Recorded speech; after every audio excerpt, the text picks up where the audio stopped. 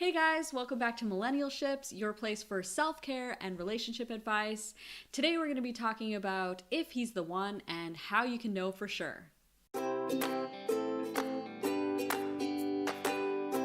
Hey guys, welcome back. So today we're going to be talking about if the guy you're seeing is the one, if you're going to get married to him, and how you can know for sure. So this is about you deciding whether or not you think this person is right for you and whether or not you think that they are worthy of being with you for the rest of your life.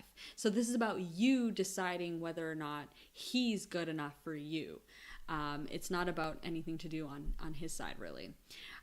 So I made a blog post about this. There are 8 points that I went through. I'm not going to go through all of those points just because I think it would be a little bit too long. But I'm going to just touch on the most important ones. And if you guys want to check out the full blog post, I'll leave a link in the description below. So the first one is that you have to remember that his flaws are set in stone and you have to be able to tolerate those. So think about his flaws, put them all in a bucket and pour concrete over the bucket because those are not going anywhere. People have flaws. Nobody is perfect. And whatever flaws your boyfriend might have, those are going to be with him for the rest of his life. People do change sometimes. They sort of change, or they might make a little bit, they might have like better habits and stuff like that. But in general, generally speaking, people never really change. Their flaws always stay the same from when they're young to when they get old. And if he does decide to change his flaws, or one of his flaws, that's going to be on him, totally on him. You're going to have no control over it. So I would consider that just a bonus if it happens, but definitely not something that's guaranteed.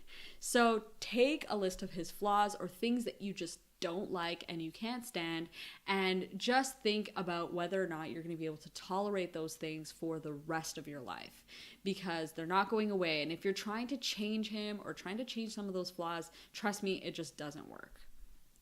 So the other thing is, when you're going into those flaws and analyzing them, is that you have to make sure those flaws are important.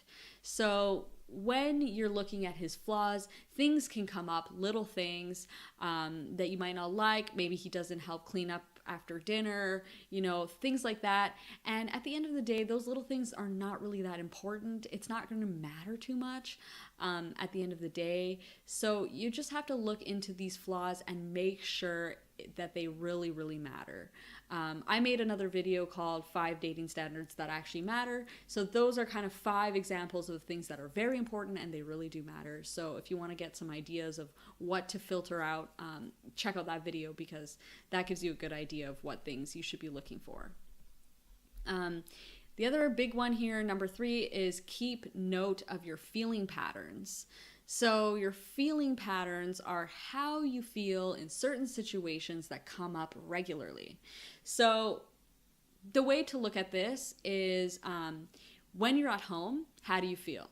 When you're with him going grocery shopping, how do you feel?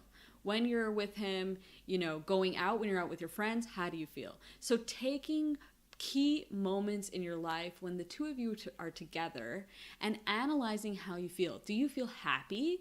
Are you enjoying yourself? Especially when you're at home. Like, there was a study or some article that was made one time talking about happiness and saying that happiness is what you feel on a Wednesday night when you're doing the dishes.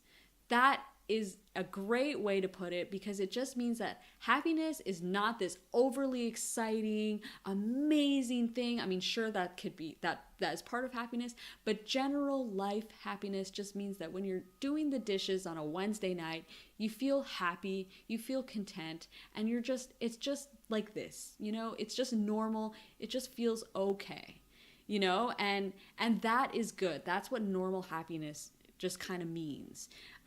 It's not this great, amazing life, but it's also not, resentment, anger, frustration, bickering, that's not happiness, right? So if your regular, everyday kind of feeling with your partner is not a happy one, or is not just content, then you might not be in the best relationship, and maybe there are things that you need to be looking at. So keep note of your feeling patterns. The other one that I'm going to touch on is life goals. This one is really, really important. If you are going to be married to somebody or with somebody for the long term, you have to make sure that your life goals are aligned and that they match up. This is just, there's no getting around this one. So when I say that, I mean all the big things. So whether or not you guys want to have kids, where you guys want to live, how you feel about money, and who should be, if there should be a breadwinner, or if the two of you are going to be splitting the bills, that kind of thing. These are huge, huge things that need to be discussed, and you need to be on the same page with them if you're going to be having a long-term relationship. And the last one that I'm going to touch on here in this video is fighting fair. So if you're going to be marrying somebody and if he's the one, make sure that the two of you guys fight fair. That is the main thing that you need to be doing, so that whenever you have a fight, you actually get closer after the fight is over. So a fight just means that you guys had a disagreement about something, that you're not on the same page. And so after you have a fight, you should be now reaching a compromise or a level of understanding after the fight is over. So that actually makes you closer together. That doesn't pull you apart. So unfair fighting, dirty fighting, that's when, you know, things have been said that can't be taken back. Insults, insults, basically things that are negative and bad, bringing up past things, touching on insecurities. These are things that you cannot take back once they have been said. So fighting that way slowly starts to pull apart your relationship. So basically, the more fights that you have, the worse your relationship is getting. Now, fights are inevitable. You're never going to not fight with somebody ever again. So if your fights are slowly tearing you guys apart, then you don't have a long-term strategy, because that's just going to keep going like this, right?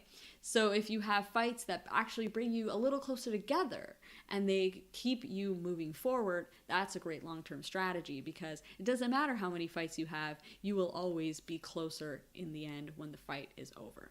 So that is a big one as well. Fighting fair is a learned skill, so you can learn how to fight fair and communicate effectively. You guys can check out my blog for more posts and stuff on that if you need help with that.